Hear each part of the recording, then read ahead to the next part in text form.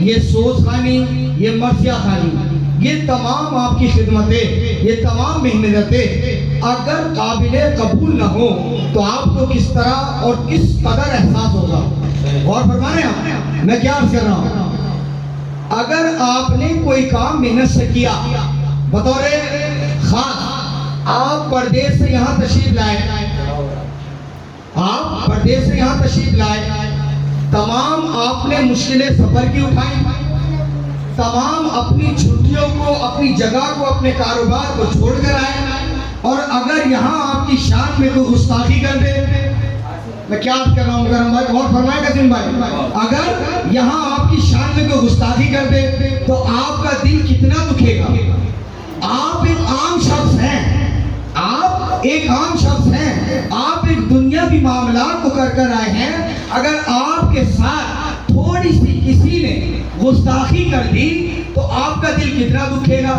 ذرا سوچو اے عزادارو، تمہارا وہ مولا امام حسین علیہ السلام جس نے اس کربلا مکرمہ میں اتنی قربانی دی، اگر آپ اس کے حوالے سے کوئی گستاخی کریں گے تو ان کا کتنا دل دکھے گا؟ اور فرمائیں آپ، اگر ایک عام شخص جو صرف دنیاوی شخص ہے، وہ پردیس سے آیا، اپنے کاروبار کو چھوڑ کے آیا، اپنے کام کو چھوڑ کے آیا، سفر کی انہیں تمام مشقتوں کو جھیل کے آیا، لیکن اگر آپ نے اس کے ساتھ بدسلوکی کر دی تو اس کا دل کتنا دکھے گا؟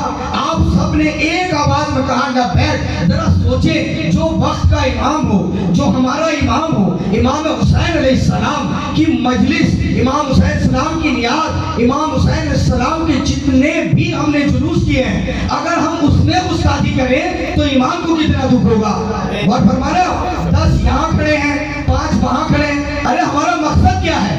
عزیزان محترم، اگر ابھی نیاز کا معاملہ ہے، بھائی دانش بھائی نے نیاز کا اہتمام کیا نا، اور فرمایا نیاز کا اہتمام کیا، اگر یہ نیاز وقت پہ نہ کھلائی جائے، اور فرمایا نیاز کا اہتمام کس لیے کیا گیا؟ لوگوں کو کھلانے کے لیے، اور اگر وہ وقت پہ نہیں کھلائی گئی تو کیا ہوگا اس کا؟ تو ہر چیز وقت پر ہوتی ہے، اگر مجلس بھی وقت پر نہیں ہوگی، اور فرمایا جیسے کھانا دیر ہو جائے تو آپ کو قابل برداشت نہیں، ویسے ہی مجلس میں بھی اگر دیر ہو جائے تو قابل برداشت نہیں۔ عزیزان محترم، جب آپ کو اناؤنسمنٹ کیا جائے کہ تمام مومنین سے التماس ہے کہ مجلس پر تشریف لے آئیں، تو اب آپ کا حکم ہے کہ جس طرح آپ مسجد میں اذان کی آواز سناتے ہیں نا، اللہ اکبر، یعنی اللہ مسجد میں بلا رہا ہے، تو آپ نماز کے لیے چل پڑتے ہیں۔ یہی مقصد مجلس حسین کا ہے۔ جب آپ کو یہ اعلان کیا جائے کہ مجلس حسین میں تشریف لیا ہے تو اب آپ کو تاخیر نہیں کرنی، بلکہ چل دینا ہے۔ جہاں بیٹھا تھا اٹھ جائے، جہاں کھڑا تھا وہاں سے چل پڑے، جہاں سے چل پڑا تھا وہاں سے دوڑ پڑے، جہاں سے دوڑا وہاں پر سے زمین پہ پہنچے، اور آ کر جناب فاطمہ الزہرا کی دعاؤں کا جو عقیدہ ہے، جو دعاؤں کا فریضہ ہے، اس سے فیض اٹھائے۔ درود پڑھے محمد وآل محمد۔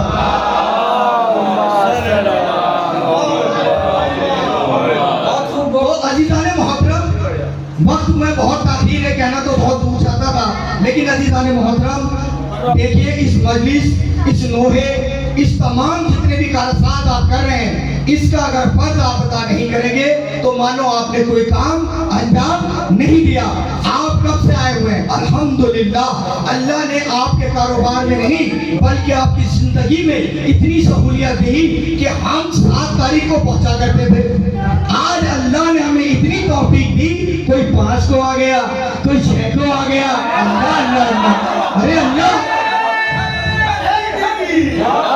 خدا کی قسم، اللہ تبارک و تعالیٰ کلام پاک میں فرما رہا ہے فَبِأَيِّ آلَاءِ رَبِّكُمَا تُكَذِّبَانِ، تم اس کی کون سی نعمتوں کو جھٹلاؤ گے؟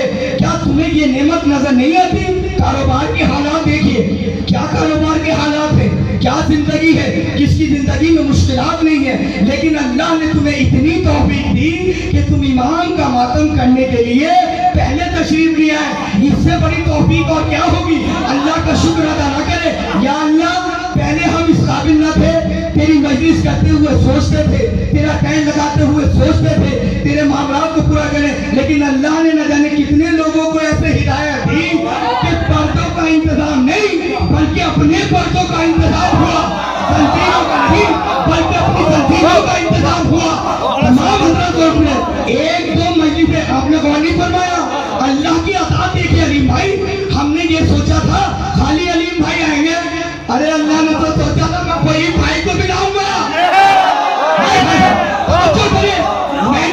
میں نے یہ سوچا تھا کہ بھائی سب کے بھائی آتے ہیں لیکن میرا ایک بھائی نہیں آتا. اللہ نے کہا مولانا ذرا شکر تو کرو, میں دلدار کو بھی بھیجوں گا.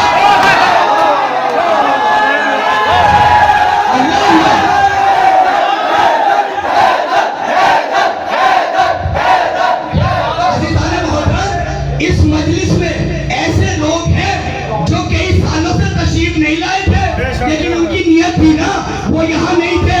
گواہ رہنا لوگوں, میں نے ہر محرم کی مجلس میں احسان بھائی کے لیے دعا کی, یا اللہ انہیں توفیق دے, یا اللہ انہیں توفیق دے. اللہ نے کہا ذرا صبر تو کرو, اس بار ایسی توفیق دوں گا پہلے آ جائیں گے. اللہ اللہ اس کو توفیق دے گا.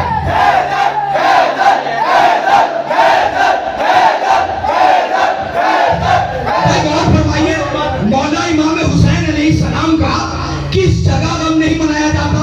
بریلوی ہو اپنے طریقے سے, سنی ہو اپنے طریقے سے, دیوبندی ہو اپنے طریقے سے, شیعہ ہو اپنے طریقے سے. ارے ذرا غور سے پوچھو اس مہمان سے, کیا کاشی پور میں ماتم نہیں ہوتا؟ کیا کاشی پور میں لوہا نہیں ہوتا؟ لیکن اللہ نے توفیق دی اس مہمان کو یہاں آنے کی. ہمیں اس کی قدر کرنی چاہیے, یہ ہماری عزاداری میں ثابت ہوا. اللہ اللہ امام حسین علیہ السلام نے ہمیں کتنی توفیق دی. لوگ سن کے آ رہے ہیں بھنیڑا سادات میں بڑی اچھی عزاداری ہوتی ہے.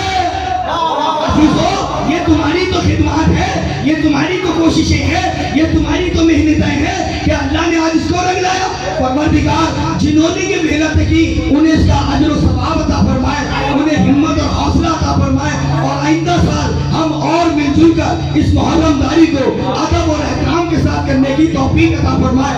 آئیے عزیزو میں آپ کی زحمت کو تمام کرتا ہوں. آج 8 محرم ہے عزیزو, آج 8 محرم ہے.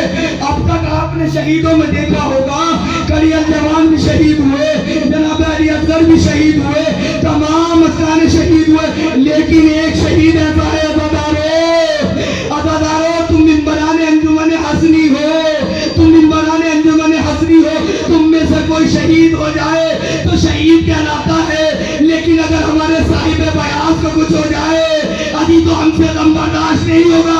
کیوں؟ کیونکہ ہمارا رہبر ہے, ہمارا ذمہ دار ہے. عزیزو اسی طرح سے ہمارے امام کے لشکر کا علمدار ارے حضرت عباس علیہ السلام کی جب شہیدی کا وقت آیا, عزیزان محترم ایک مرتبہ امام نے جب اپنی مدد کو پکارا, امام جناب حضرت عباس علیہ السلام اب بارگاہ میں حاضر ہوئے اور آنے کے بعد کہا اے آقا ہر کسی کو اجازت دے دی, آپ مجھے بھی اجازت دے دیجئے.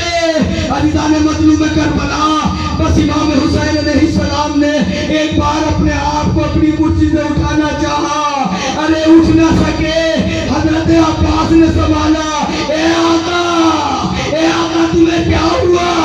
بس امام حسین سنیں گے عزادارو آخری بات اور مجلس تمام, بس الفاظ امام کے سن لیجئے. بس ایک مرتبہ امام حسین علیہ السلام نے کہا اے میرے بھائی عباس تو تو میرے لشکر کا علمدار ہے, اگر تجھے کچھ ہو گیا میری کمر ٹوٹ جائے گی. اللہ